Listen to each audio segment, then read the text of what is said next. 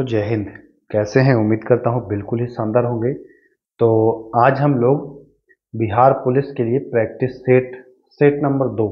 इससे पहले मैं एक सेट बिहार पुलिस के लिए उपलब्ध करा चुका हूँ और साथ ही साथ मैं ये भी बता दूँ कि बिहार पुलिस के लिए मैं टॉपिक वाइज भी आपको वीडियो उपलब्ध करा रहा हूँ। सारा प्लेलिस्ट बना हुआ है, हर सब्जेक्ट का प्लेलिस्ट मैं बना दिया हूँ, तो वहाँ जा कर के देखिए। अभी मैं हिस्ट्री का आपको वीडियो उपलब्ध करा रहा हूँ जिसमें विश्व इतिहास आपको कंप्लीट करा दिया हूँ। अब प्राचीन भारत के इतिहास में हम वैदिक सभ्यता, सिंधु सभ्यता, महाजनपद तक हम लोग कंप्लीट कर चुके हैं। तो उन सब वीडियो को देख लीजिएगा। अगर बिहार पुलिस ये वाला 19,838 में चाह रहे हैं कि सिलेक्शन हो, तो उन सब वीडियो को देख लीजिएगा। देखिए मैं यहाँ पर लिखा हूँ 21,391 के जो पैटर्न है उस पर इस वीडियो को लाया हूँ, है ना। पैटर्न वही है, क्वेश्चन जहाँ से उसमें पूछा जा रहा है वहीं से मैं प्रश्न उठा रहा हूँ। तो चलिए पहला प्रश्न देखिए, बहुत ही शानदार है, थोड़ा फटाफट अंदाज में हम लोग देखेंगे। और हाँ, एक चीज़ और, ये जो सेट आप लोग को शाम को मिल रहा था बिहार पुलिस के लिए, तो बिहार पुलिस के लिए अब सब कुछ आपको मॉर्निंग में मिलेगा। बिहार दरोगा के लिए आपको शाम को उपलब्ध कराऊंगा। तो दोनों को मैं अलग अलग डिवाइड कर दिया हूँ। तो चलिए शुरू करते हैं। पहला, पारलैक्टिक सेकंड किसका मात्रक है? पारलैक्टिक सेकंड किसका मात्रक है भैया? तो पारलैक्टिक सेकंड इसको समझ रहे हैं आप, पारसेक भी कहते हैं। अब पारसेक, यहाँ से पार ले लेगा, यहाँ से सेक ले लेगा, तो पार। अगर आपसे पारसेक पूछ दे तो आप बता देंगे कि पारसेक जो है वह दूरी का मापक है कि नहीं? दूरी का, प्रकाश द्वारा एक वर्ष में तय की गई दूरी, ठीक, प्रकाश वर्ष। और उसी को फिर आगे पारसेक करते हैं, तो पारसेक जो होता है उसी को हम पारलैक्टिक सेकंड भी कहते हैं। तो ये समझिए कि ये किसका मात्रक है? तो दूरी का मात्रक है, यानी कि ऑप्शन संख्या इसका ए बिल्कुल राइट हो जाएगा। चलिए देखिए, एक बहुत ही यूनिक प्रश्न है। झाड़ू जो है वह किस श्रेणी का उत्तोलक है? उत्तोलक होता है ना प्रथम, द्वितीय और तृतीय। जैसे नींबू नींबू निचोड़ने का मशीन, आप लोग देखे हैं नींबू निचोड़ने वाला मशीन, वह द्वितीय श्रेणी का उत्तोलक होता है। वैसे कह रहे हैं झाड़ू कौन सी श्रेणी का उत्तोलक है? तो झाड़ू जो है ना वह तृतीय श्रेणी का उत्तोलक है, याद कर लीजिए, झाड़ू तृतीय श्रेणी का उत्तोलक।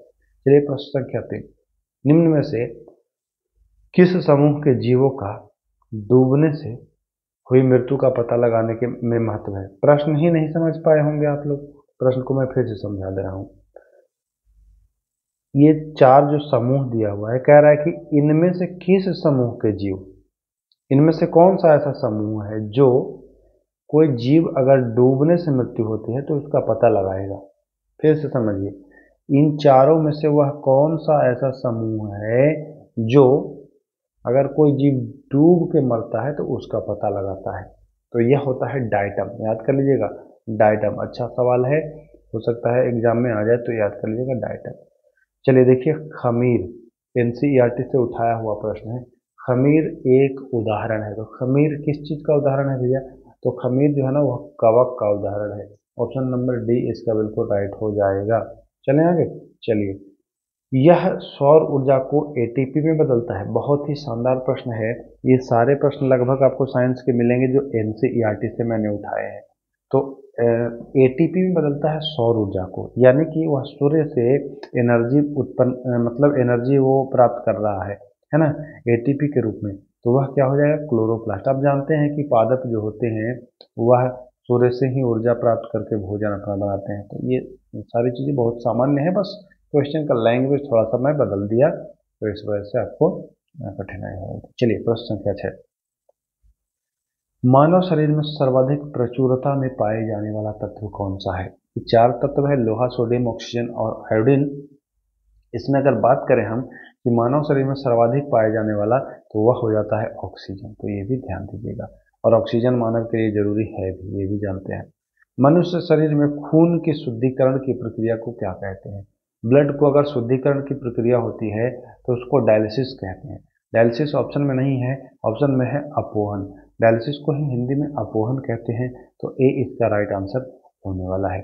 जब कभी किसी व्यक्ति का किडनी खराब हो जाता है तो वह डायलिसिस करवाना पड़ता है उसको, हर दूसरे तीसरे चौथे दिन, जो भी डॉक्टर की सलाह के अनुसार। वह रक्त को फिल्टर नहीं कर पाता है, उसका जो किडनी वृक होता है वो।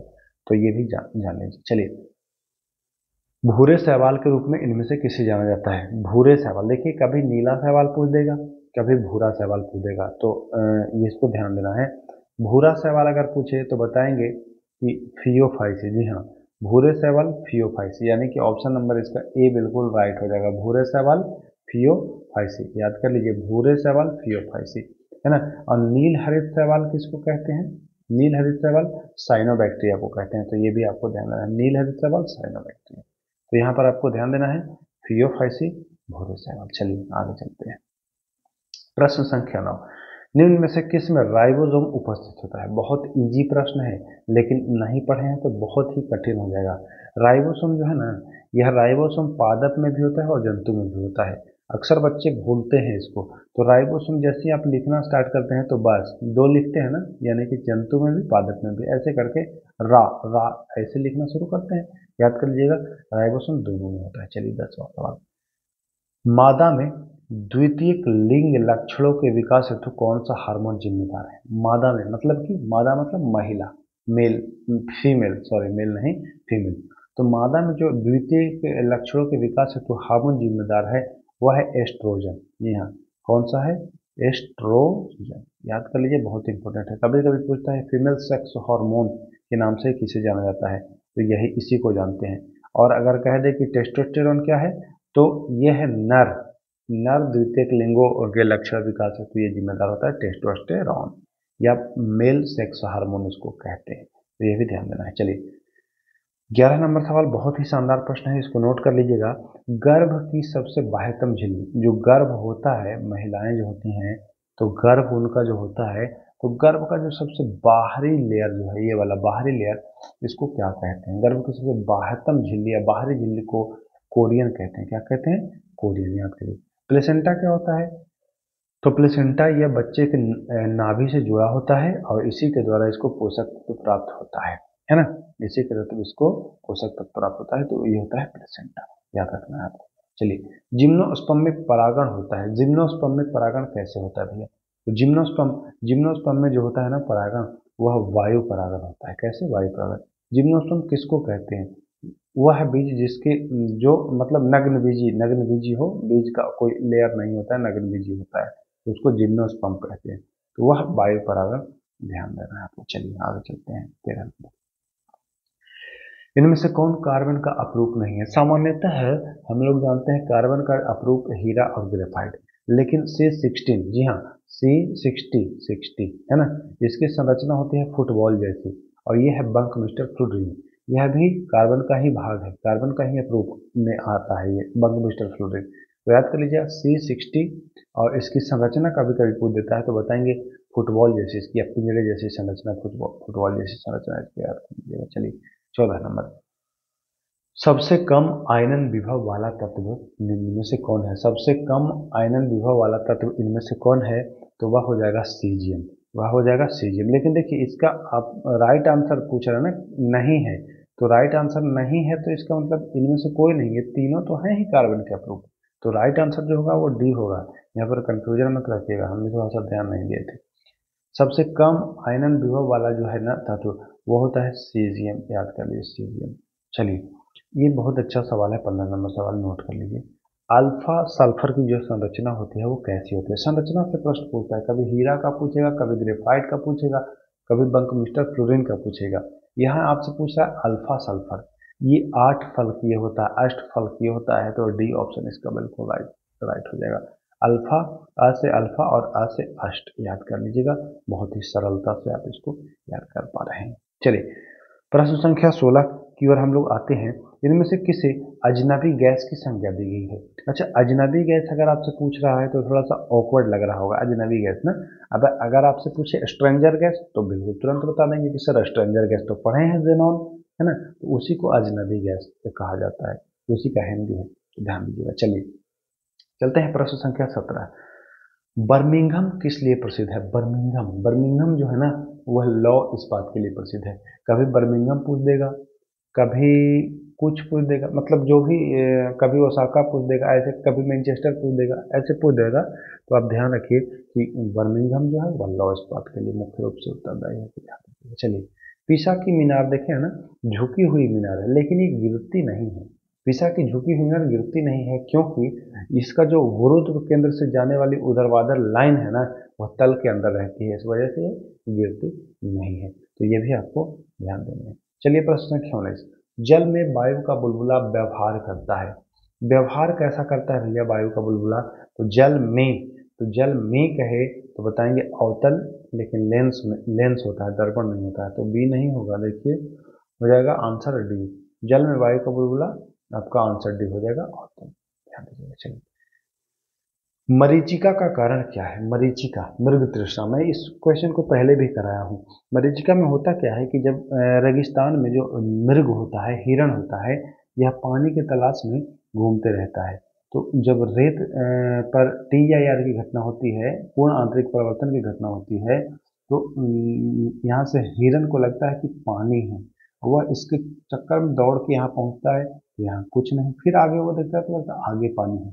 ऐसे करते करते रेगिस्तान में मतलब बहुत दूर चला जाता है और प्यास से उसकी मृत्यु हो जाती है। तो ये होता है पूर्ण आंतरिक परावर्तन, है ना? तो ध्यान देना TIR। चलिए, क्रिकेट का खिलाड़ी, ठीक, गेंद को पकड़ने के लिए अपना हाथ पीछे क्यों खींचता है? जैसे कोई क्रिकेट खेल रहा है, अब गेंद को पकड़ना है, कैच है ना, तो वह कैच पकड़ के हाथ पीछे खींच लेता है। ऐसा क्यों करता है? तो ऐसा वो इसलिए करता है, देखिए 4 ऑप्शन मैं पढ़ दे रहा हूँ। वह गेंद की चाल कम करना चाहता है, वह गेंद का वेग कम करना चाहता है, वह गेंद का संवेग कम करना चाहता है, या हाथ पीछे करना एक आदत है ना? तो आदत उदत नहीं है। चाल कम करना चाहता है तो जी नहीं, चाल नहीं कम करेगा वो, गेंद का वेग कम करेगा नहीं, वह संवेग कम करेगा।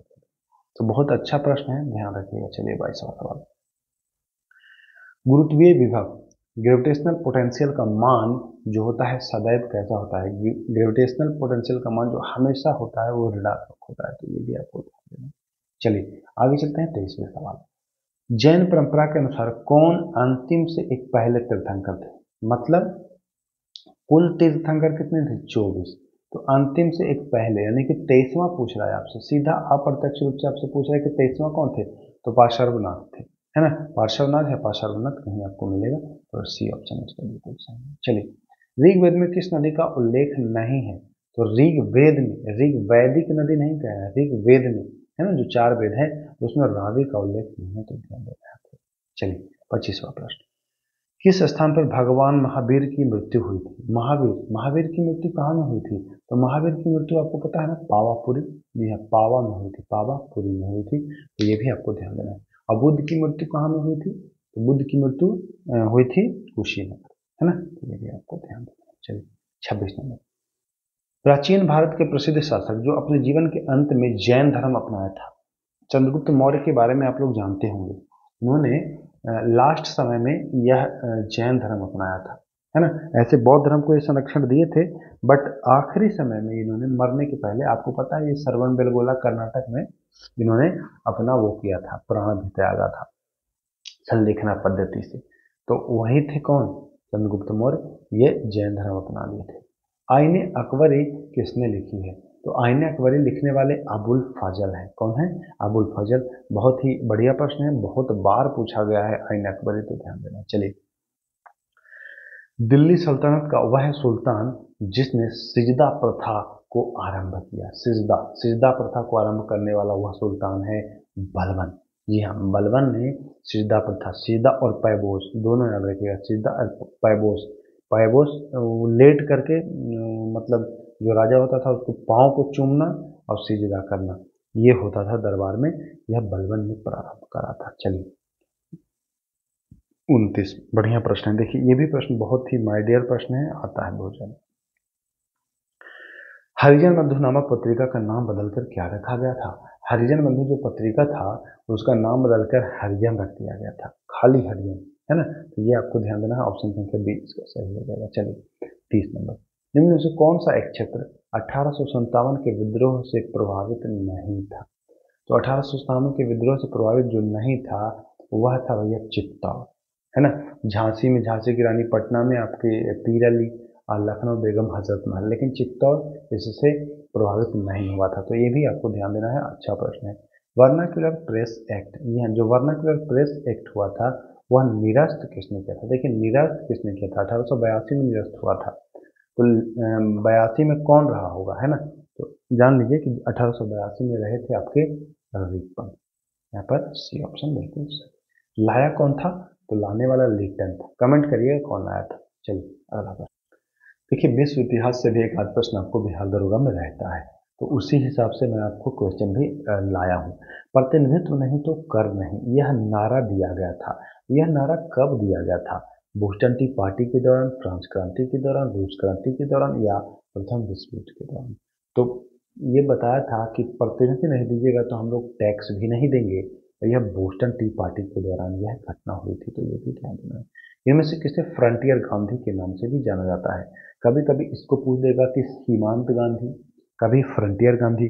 तो सीमांत या फ्रंटियर दोनों एक ही हैं। तो खान अब्दुल गफ्फार खान, जी हाँ, खान अब्दुल गफ्फार खान को ये मिला है, मतलब फ्रंटियर गांधी का सम्मान मिला है, यह सीमांत गांधी का। भारत में भूदान एवं ग्रामदान आंदोलन का प्रारंभ किसने किया था? तो आचार्य विनोबा भावे के बारे में आप लोग जानते हैं। जी हाँ, आचार्य विनोबा भावे जो थे, यह भूदान आंदोलन कहिए या ग्राम दान आंदोलन कहिए, इन्होंने शुरू किया था, है ना। तो ये भी आपको ध्यान देना है। चलिए, गोवा को आज़ादी कब मिली? तो गोवा को जो आज़ादी मिली है वह 1961 को मिली है। बहुत ही इजी प्रश्न है, सभी लोग जानते हैं।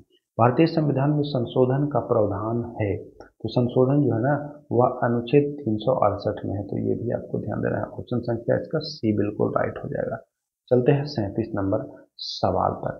भारत में किसे न्यायिक समीक्षा का अधिकार है?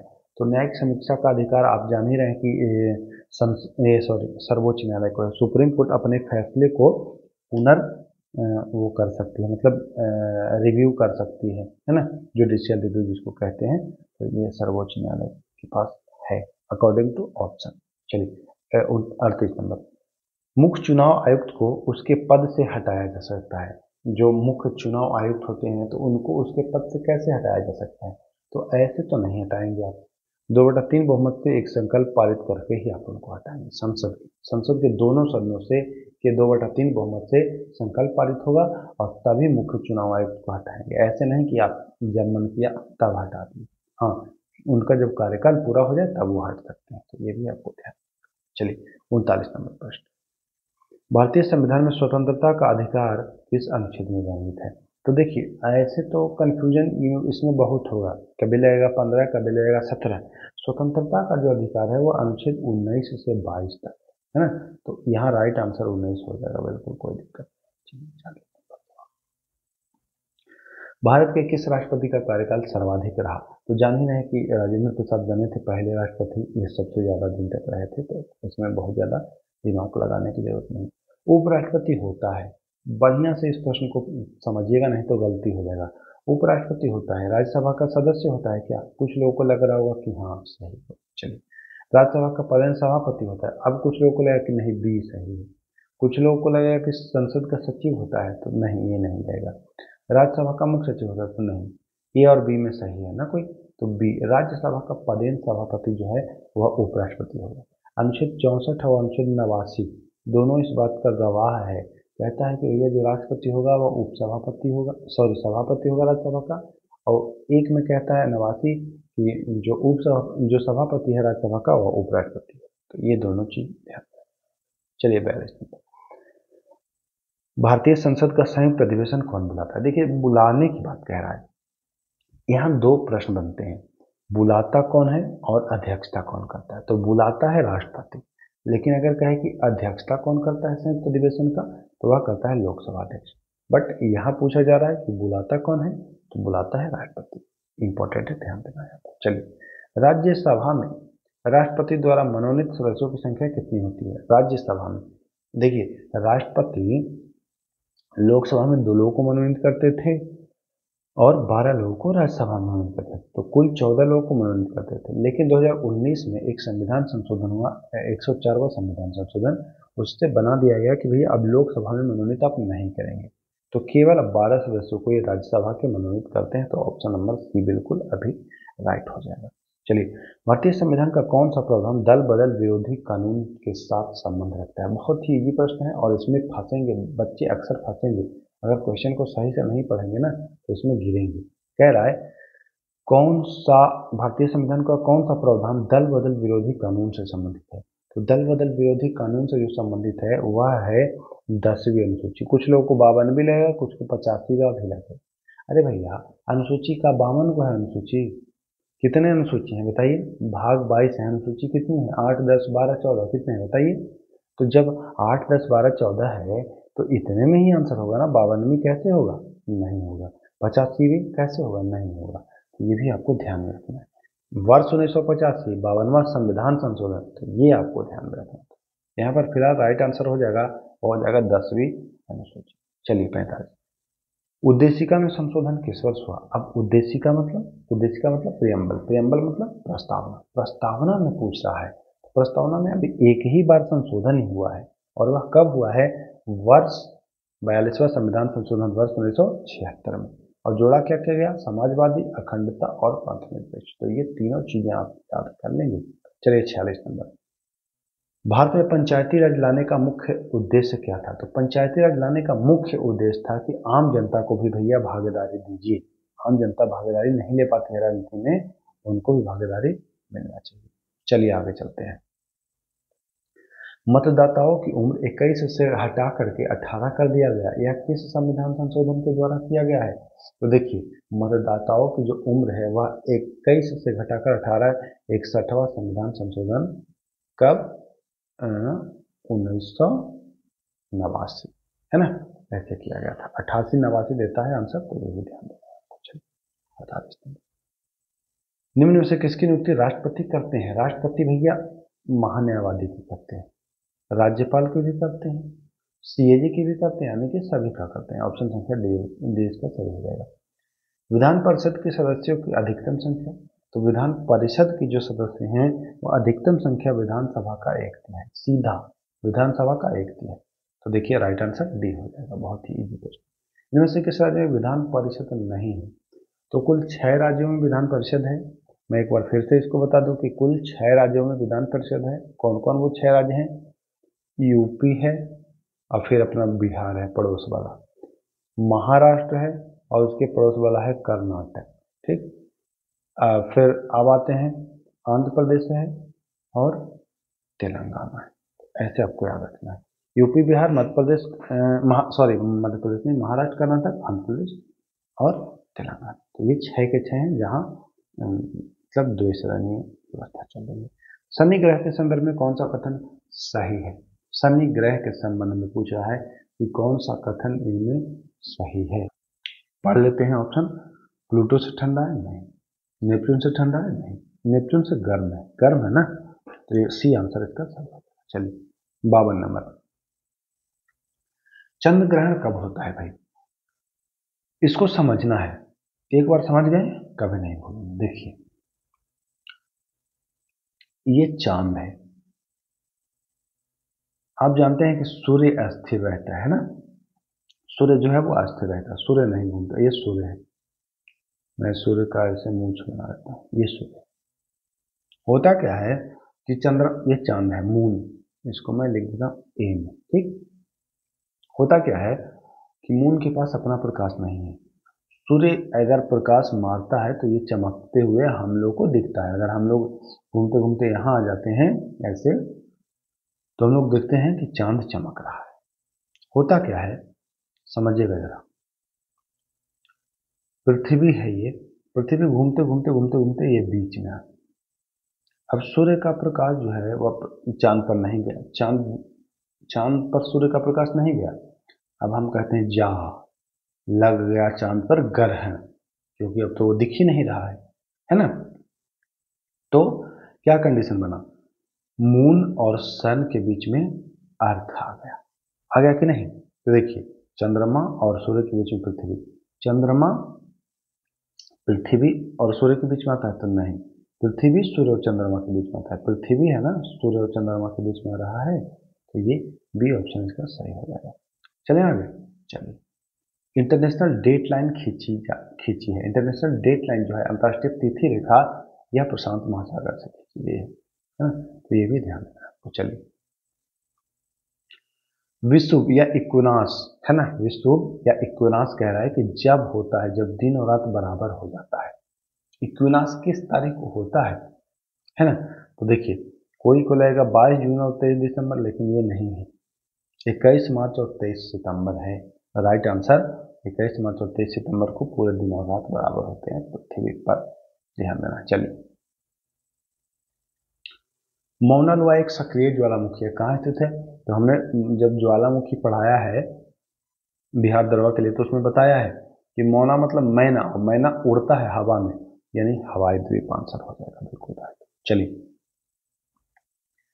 ग्रेट बैरियर रीफ स्थित है, तो ग्रेट बैरियर रीफ भी प्रशांत महासागर में स्थित है, तो ये भी इंपॉर्टेंट है, ध्यान रखिएगा। चलिए, निम्न में से किस एक स्थान पर रक्त वर्षा होती है? सिराको। सिराको जब हम पवन स्थानीय पढ़ा रहे थे तो हमने बताया था सिराको के बारे में, सहारा के रेगिस्तान में चलता है, इटली उटली को प्रभावित करता है, तो ये भी आपको ध्यान देना है, रक्त वर्षा। चले आगे, चलिए,